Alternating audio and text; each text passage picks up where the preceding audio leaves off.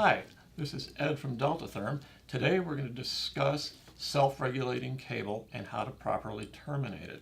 When you get the cable off your spool, it's going to look like this. But what we want is to have this cable in this configuration. So today we're going to talk about how to get the cable to look like this. The cable consists of a black over jacket, a braid wire that covers the inside of the cable, and that braid wire covers this gray inner jacket of the cable. And within the inner jacket, there's this black conductive core. This black conductive core is critical to be isolated from any part of your electrical system, and we'll show how to do that shortly. And within the black core, there are two bus wires. These bus wires should never come in contact with each other. That would be a direct short for your cable system.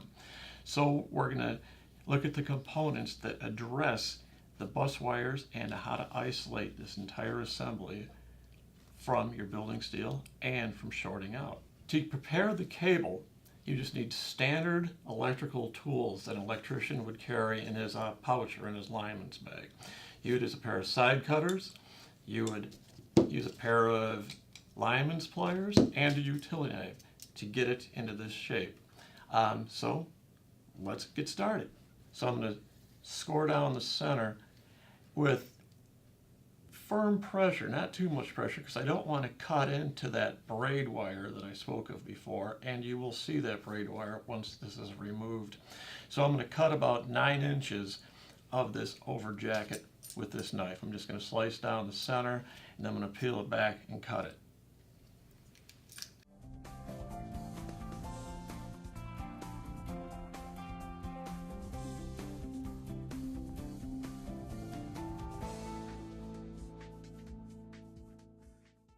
We've removed the black over jacket and we've exposed the braid wire, which is the ground of the cable. The next step will be to remove the braid wire from the center assembly of this cable. And to do that, I'm going to work an opening into the braid, then I'm going to bend the cable and work that cable through that opening in the braid. So here I go.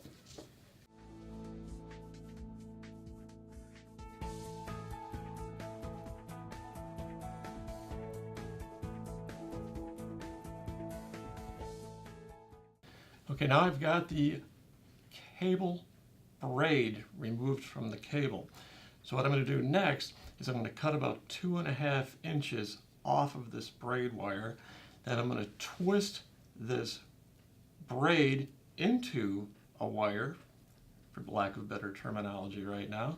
And now I'm going to put on a ring terminal with a crimper, and then and that'll be for connecting to a pipe standoff. And this is what's going to provide the ground path throughout the entire cable.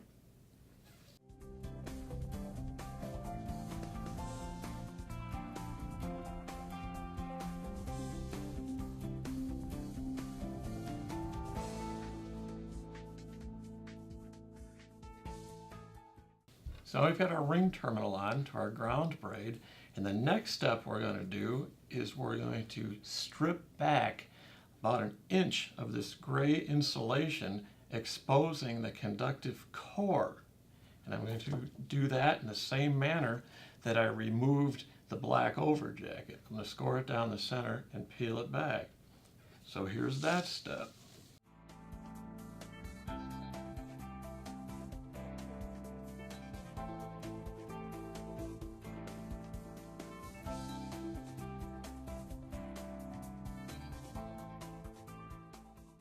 And that's exposed this black conductive core, which needs to be protected from touching anything within the electrical assembly to avoid, ground fault, or avoid a direct short, or somebody getting, a little bit of a tingle if they do touch this. So the next step is I'm going to prepare this for terminating to the building wiring system. So if you have two wires coming to your heating cable, those two wires are going to connect to this. And what I'm going to do next is I'm going to cut out the center of this core, and then I'm going to strip back about 1/4 of an inch of that core material from each of the bus wires. And I'm going to do that now.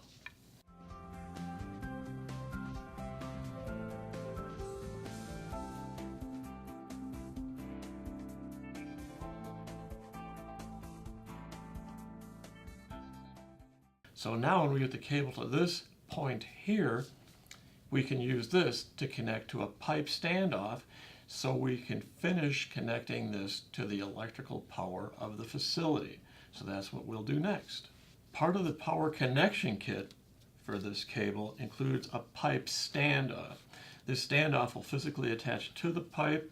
It's held onto the pipe with a couple of pipe straps, and you would also install a junction box. This is a 3/4 inch threaded pipe, so a standard 3/4 electrical fitting will be what's required for mounting a junction box to the top of this standoff.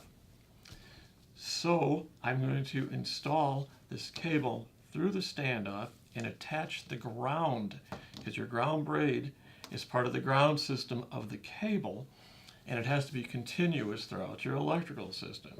So now I'm going to install the cable into the standoff.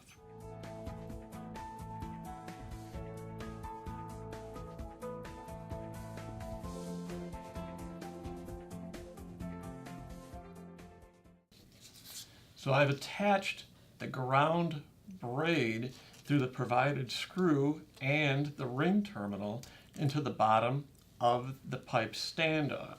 So now the standoff is ready to be mounted to the pipe, and you can put your junction box on this device here.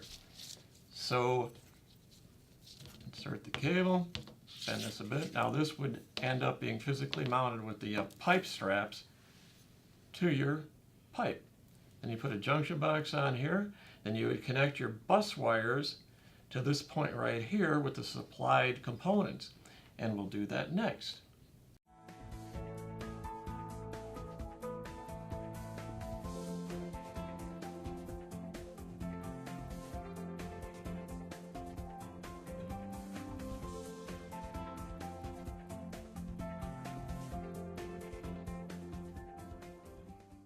So when you get to this step here, this is for demonstration. This should all be done inside of the junction box mounted to the top of the standoff.